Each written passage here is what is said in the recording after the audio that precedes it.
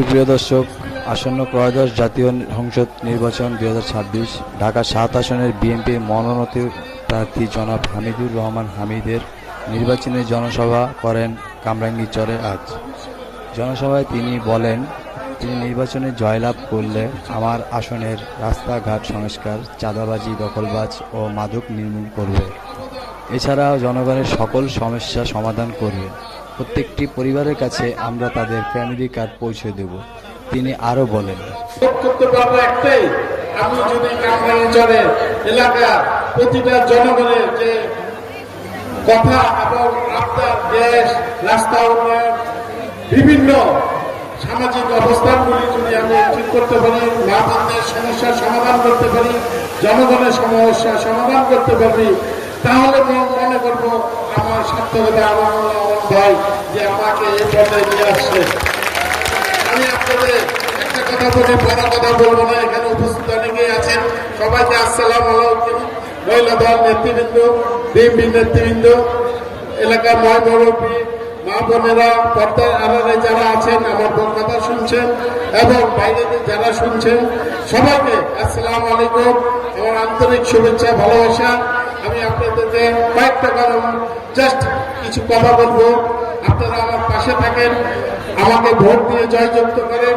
আমি যদি নির্বাচিত হই, আমার দল যদি সরকার গঠন করে, ইনশাল্লাহ আপনাদের দেশের সমস্যা, পয় নিষ্কাশন, রাস্তাঘাট, মানুষের সমস্যা, চাঁদাবাজি, সন্ত্রাস, মাদক দ্রব্য, বেকার সমস্যা, নারীদের সমস্যা, সমস্ত কিছু নিয়ে আমি আপনাদের মাঝে আসবো।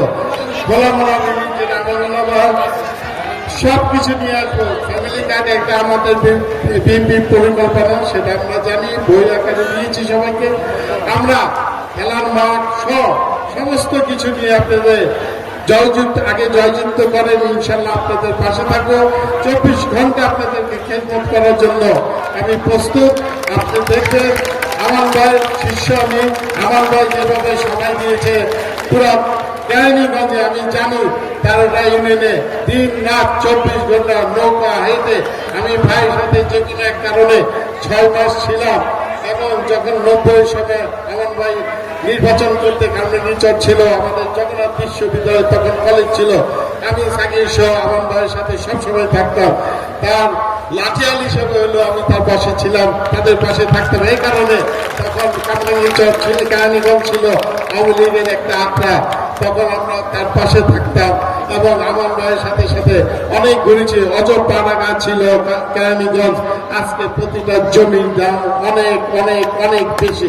এটার অবদান আমার ভাই, আজকে কামরাঙ্গীরচরে যে অবদান আছেন, এই অবদান ইনশাল্লাহ কামরাঙ্গীরচরের কোনো অংশ আমি কম করবো না, আরো উন্নয়ন করে দিব।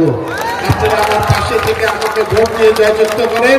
আপনাদের পবিত্র ভোটটা পবিত্র জায়গা দেন, আমাকে সংসদে পাঠান।